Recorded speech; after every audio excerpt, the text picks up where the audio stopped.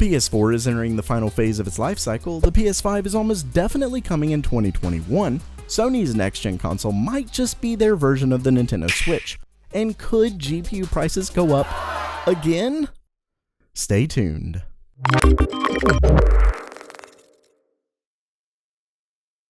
Welcome back to GamerMeld.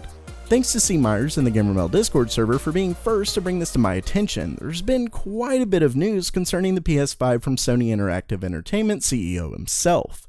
According to a tweet by Mr. Takashi of the Wall Street Journal, who interpreted the CEO's statements from a corporate strategy meeting, stated that the PS4 is, quote, entering final stage of its life cycle, which would have negative impact to the unit, but recurring revenue via membership services, etc. should cushion some of that.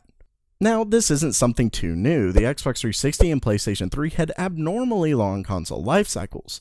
But, not only that, he also tweeted another statement that was a little more confusing. Did this mean the PS5 is coming in 2021, or that it would just reach profitability by then, but come much sooner? Well, since then, we've gotten some clarification from the Wall Street Journal, which basically tells us they almost certainly won't release the PS5 until 2021. For some, that could be good news, but others not so much. With that said, there's some really interesting news on what to expect from Sony's next generation console. The biggest is that Mr. Kadera also said, and I quote, "In my opinion, rather than separating portable gaming from consoles, it's necessary to continue thinking of it as one method to deliver more gaming experiences and exploring what our customers want from portable."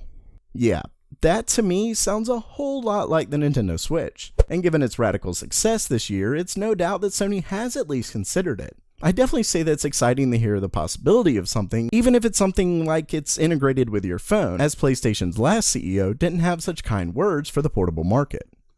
And the PS5 news doesn't stop there. Similar to a report I did not too long ago, we're getting some more concrete evidence that the PS5 will use AMD's Zen architecture. Originally reported by Forenix and later picked up by Forbes and Eurogamer, Simon Pilgrim, a principal programmer for Sony Interactive Entertainment in Europe, has been working pretty hard on AMD's first-generation Zen architecture's LLVM compiler stack, which is what the PS4's current CPU uses as a compiler. Of course, the PS4 is using old Jaguar CPUs, so it makes almost zero sense for him to be working on Zen's LLVM compiler. Unless he's working on it for the PlayStation 5. And honestly, that's the only thing that really makes sense if you ask me. That, or there's something completely unrelated to Sony that he's working on, which is highly unlikely. Lastly for today, I have some potentially horrible news that's gonna sound like good news at first, but hear me out. John Petty Research, a market research group, just released their first quarter 2018 Market Watch report. In it, you'll find plenty of information like GPU shipment percentages, etc. Well, there's one bit of information not many are touching on, and it's a bit disheartening. In it, JPR states their belief that the cryptocurrency market has become saturated to the point where miners who actually want GPUs to mine have them. But due to the long-term inflated costs, gamers have a pent-up demand that will mitigate or at least help with the usual seasonal decline around this time.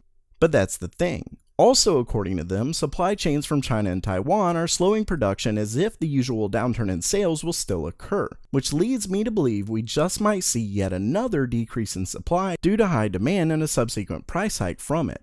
Don't get me wrong, I highly doubt prices will get anywhere near where they were a few months ago, but if I'm understanding this right, and JPR's speculation based on quite a bit of research data is correct, we may see prices climb yet again.